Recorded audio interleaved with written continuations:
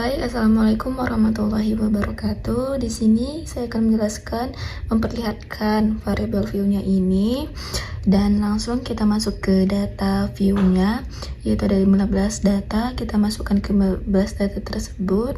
Setelah itu kita analyze, kita pilih di bagian regression-nya. Setelah itu kita klik di bagian linear, terus kita pindahkan jumlah nasabahnya itu ke dependen dan biaya promosinya ke independen dan petugas pemasarannya ke independen juga. Dan setelah itu kita klik di bagian statistiknya itu, kita centang ke 5-5-nya. Setelah kita centang ke 5-5-nya, kita continue, dan setelah itu kita klik di bagian plot, yaitu kita klik di bagian histogram. Setelah itu kita klik bagian histogram, setelah itu kita continue, setelah itu di bagian optionnya manual, langsung setelah kita ketik itu oke, maka keluarlah hasilnya seperti ini. Maka inilah data yang akan kita analisis dan interpretasikan untuk menjawab kelima soal tersebut. Yang mana di sini kita akan langsung saja menjelaskan interpretasi dari data yang kita analisis sebelumnya. Nah, di sini kita mempunyai 5 soal, yaitu ada 5 soal yang langsung saja kita ke soal pertama, yaitu jelaskan statistika deskriptif rata-rata dan standar deviasi dari variabel, yaitu jumlah nasabah baru, X, biaya promosi X1, dan petugas pemasaran yaitu X2. Nah, di sini jawabannya kita peroleh dari deskriptif statistika, yaitu dari hasil SPSS diperoleh jumlah nasabah baru Y, yaitu rata-rata sebesar 167,40 orang dengan standar deviasi 3,561, dan biaya promosi X1-nya rata-rata sebesar 26,47 juta rupiah dengan standar deviasi 8,024, dan petugas pemasarannya yaitu X2 rata-rata sebesar 8,67 orang dengan standar deviasi 2,555. Dan langsung saja kita ke soal nomor 2, yaitu jelaskan analisis korelasi apakah ada hubungan antara jumlah nasabah baru dan biaya promosi. Jawabannya di sini kita peroleh dari correlation-nya.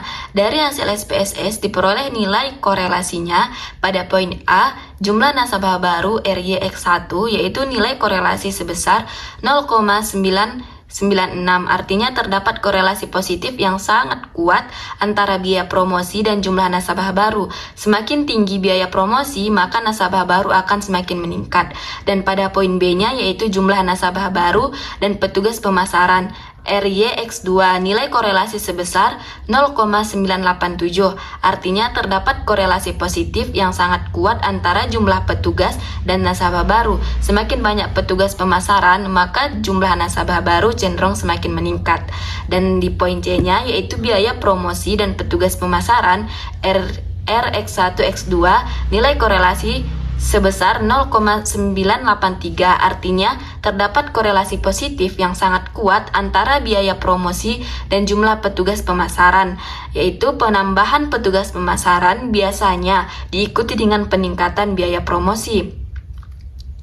Dan adapun pada soal nomor 3, yaitu tulislah model regresinya, yaitu Y sama dengan A tambah B1 kali 1 tambah B2 kali 2. Dan adapun model regresinya kita ambil dari koefisien pada data yang telah kita lampirkan, yaitu Y sama dengan A tambah B1 kali 1 B tambah B2 kali 2. Nah, di sini diperoleh dari SPSS nilai A sama dengan 7,196 dan nilai B1-nya 3,398 dan B2-nya yaitu 4,196. Jadi diperoleh model regresinya Y sama dengan 7,196 tambah 3,398 kali 1 tambah 4,196 kali 2. Dan di sini interpretasinya yaitu model regresinya seperti ini yang kita lihat sama-sama, yaitu Y sama dengan 7,196 tambah 3,398 kali 1 tambah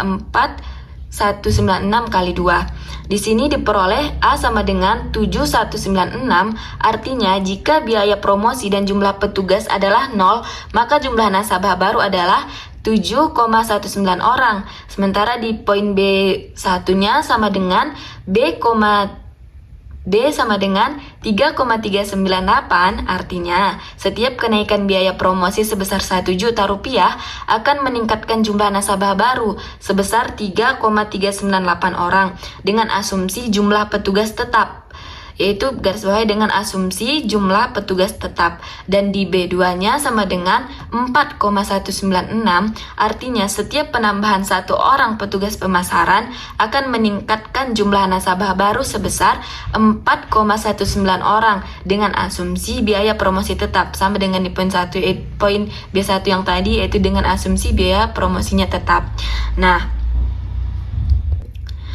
di sini kita langsung saja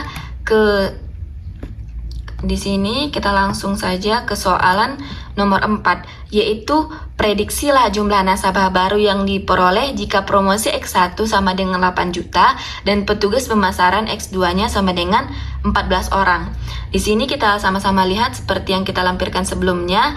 Y sama dengan 7,196 tambah 3,398 kali 1 tambah 4,196 kali 2. Diketahui X1 itu yaitu dari 8 juta ini dan X2-nya yaitu dari 14 orang ini.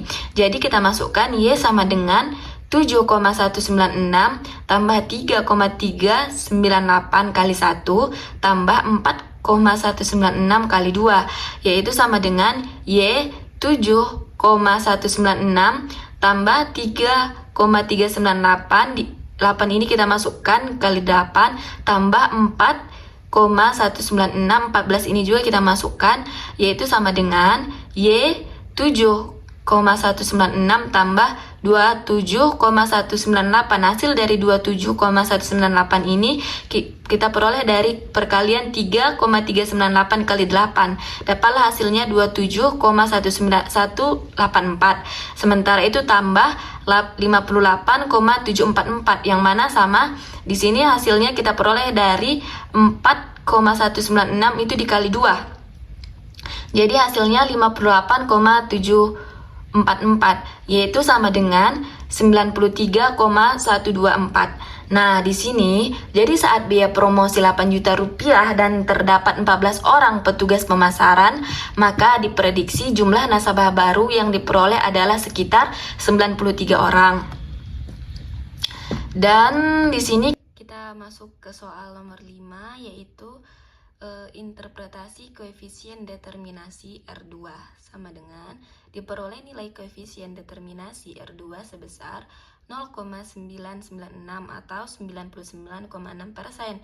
Artinya sebesar 99,6% variasi jumlah nasabah baru Y dipengaruhi oleh biaya promosi X1 dan petugas pemasaran X2, sedangkan sisanya sebesar 0,4%, yaitu 100% dikurang 99,6% dipengaruhi oleh variabel lain di luar model penelitian ini, yaitu seperti faktor lokasi bank, kualitas layanan, atau suku bunga.